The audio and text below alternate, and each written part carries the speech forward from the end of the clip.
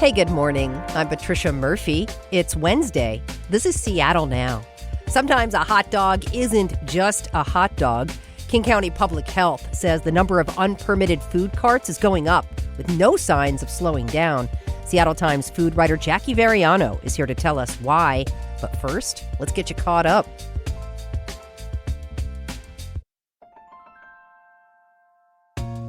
We're going to start with some breaking news from Seattle Now. The show reached a big milestone this week, 3 million downloads across our episodes in 2025. That's really something.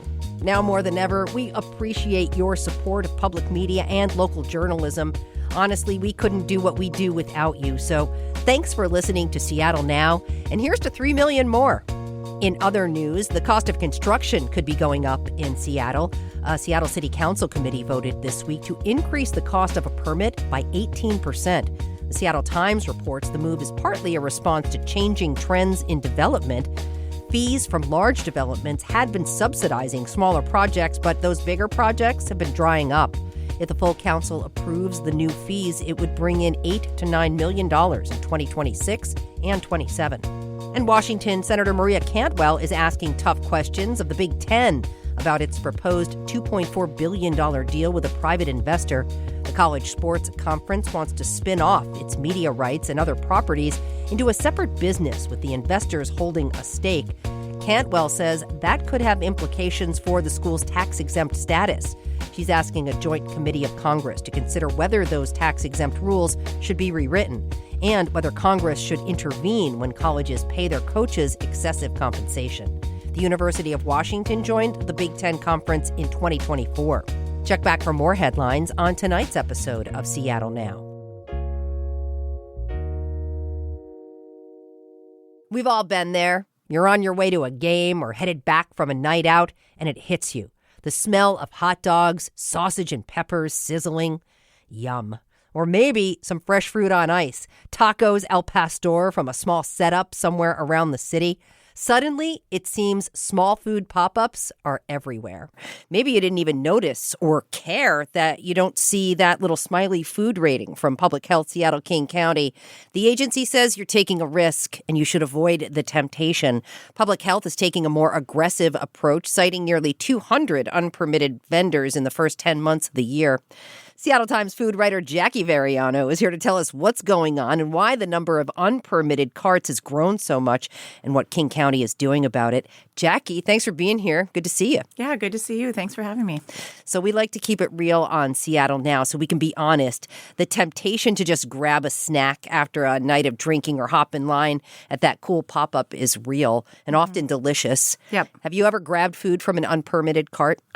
I cannot confirm or deny. If I have, also, I'm kind of an early bird. So, and a lot of these don't even start until 8 or 9 at night. Yeah. And if I am leaving a game, I'm with my children.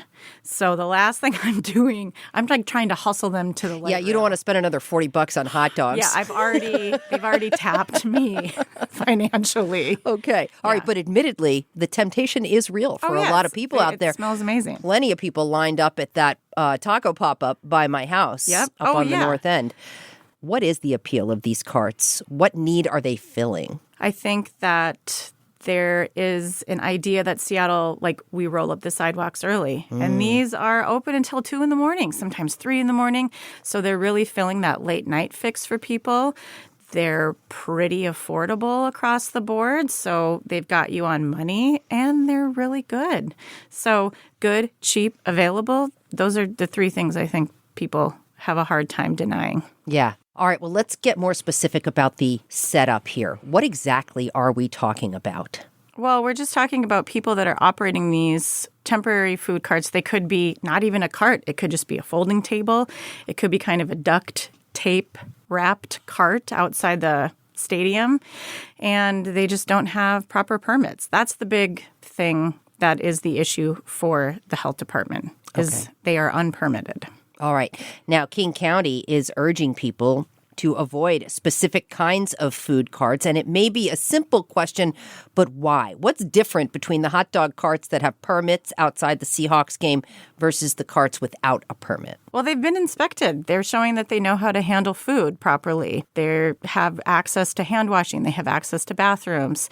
They have access to clean water. Their food is being kept in a way that is in line with proper temperatures so that no one's getting sick. Or they're doing everything they can to ensure that people are not getting sick. How can you tell that the food cart you're going to is legit? They do have that smiley face that you talked about. Also, if you are in question and maybe they don't have the smiley face out or you just can't see it, you can always look up the business name with the King County Health on the website in real time and see when the last time they were inspected was, or if they have been inspected at all. Yeah, that goes for any restaurant. Yeah, I've been at a restaurant where the rating on the front door said good, and I looked it up, and the rating was outdated. It was actually excellent. It had already been updated. So sometimes restaurant owners just aren't updating those flyers on the front door, which I would be like, I went from good to surprise, excellent. Jackie. That is not the thing I expected you to end on. Okay, Yes. yeah, right. So you can look up your favorite restaurant 100%. or potential lunch spot. Okay. Now, this is important information, but why should we trust it? Have there been any major outbreaks linked to any of these unpermitted carts? No, not that King County has ever been able to link to a specific unpermitted cart. And that's the thing about these unpermitted carts. They could also have access to hand washing, to a commercial kitchen space. They just haven't proven it to the county. Okay. All right. So let's talk statistics here. What do King County's unpermitted food vendor statistics look like this year? We mentioned they were growing. Yeah, there's been 180 this year so far. 180 food carts. Over 180, yes. And that number is growing. I mean, during the weeks that I worked on this article, it jumped from 170 to over 180 in about a week. Well, even anecdotally speaking, I can say that I have noticed these types of perhaps unpermitted vendor situations more often in my neighborhood.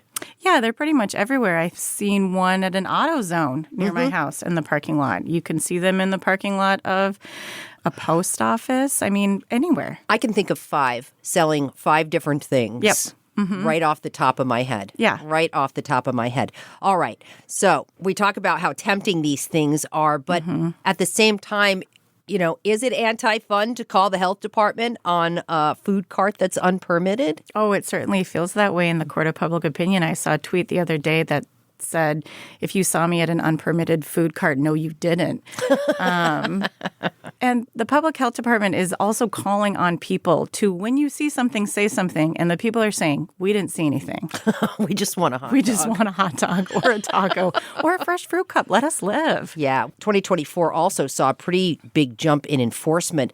Why is King County cracking down now? Is it because there are more food carts? What is the impetus for this? I think that they're seeing that there are 2 very different types of vendors. Previously, when they had only shut down 1, 2, 3 a year, it was people that just didn't understand or didn't know how to come into compliance. So once they were busted once, they immediately got their ducks in a row, paid all of their permitting fees, and now they're seeing people that don't care to come into compliance. And these are the people that they might have an inspector come, they are shut down for the evening, and they are right back open the next day. So I think King County is understanding that there are different kinds of vendors now. They're not all necessarily mom and pop shops just trying to make it. They are people actively doing this because they can. Okay. I'm glad you brought up that the county was trying to work with these smaller Yes, carts. they lead education first. They really want to. They've expanded their languages and how they put out pamphlets. They try to help people get into commercial kitchen spaces. They're really trying to bring people into compliance in a gentle education first way. And it's not working. Why wouldn't someone want to get inspected, do the things? Because like you said, sometimes they are in compliance. Sometimes they are in compliance. They just don't have the smiley. Yeah. I think it's a lot of money. I think it's a barrier to entry. I think there are a lot of fees you have to pay. And some people are noticing that there's no reason to pay those fees. Well, what kind of money are these carts making? If they're not putting it into fees, what are they really taking home at the end of the day? What do you know? Oh, I think that's the thing is nobody really knows how much money. There's just a lot of conjecture. This Fair Play Coalition, which is a group of 200 restaurant owners, they hired a private investigator to track down as many of these as they could. This private investigator was following cars around to see if they could track the money to kind of follow it and see how much these people were making. And there's just no way to know. Okay, so that's a big deal. You actually wrote about a taco restaurant that started as an unpermitted food cart, went legit, and was busted again despite having a brick and mortar location. Yeah. What does that say to you? Tell me that story. Oh, Tacos La Cuadra, they were the most in 2024. I think they got busted 5 times. They finally came into compliance, opened a brick and mortar in Ballard and a brick and mortar in Kent. But then they are still operating an unpermitted food truck. And one of the owners was just formally charged with 3 counts of operating an unlicensed business, which is really one of the first times that this has happened, that a unpermitted vendor has seen criminal charges with fines associated to it. And the health department said, hey, if they continue to not come into compliance, we will consider rescinding their existing permits. Okay. And a lot of this has to do with money. Like you said, the restaurant owners around the county have been pushing back. Mm-hmm. They are serious about the amount of money they think they may be losing to these carts. That's, I think, why they called it the Fair Play Coalition, is they're saying, hey, we've done everything that we're supposed to. These people are getting away with not doing those things, and there's no reason for them to.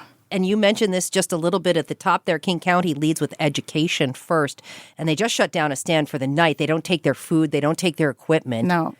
So honestly, are they light on enforcement here? The health department has said that they've always partnered with other law enforcement agencies. So it's the Department of Transportation, the Sheriff's Department, and I think they're kind of relying on those other departments to do some fine enforcement or other types of enforcement that would be of monetary in nature. Sure. And I guess anything above and beyond that enforcement would be something like the state attorney general stepping in. Oh, yes, exactly. So a larger investigation perhaps might be warranted in the future, given some of the things we've talked about. Jackie, we have a really big event coming up next year with the World Cup. That is a lot of Seattle dogs, a lot of tourists. Yes. What could change in the next few months? Could these things become more important? I think that's a great question, especially because as we enter these rainier months, there's going to be just a natural dip in some of these carts anyway, because nobody's going to be out in the blustery weather at midnight in February.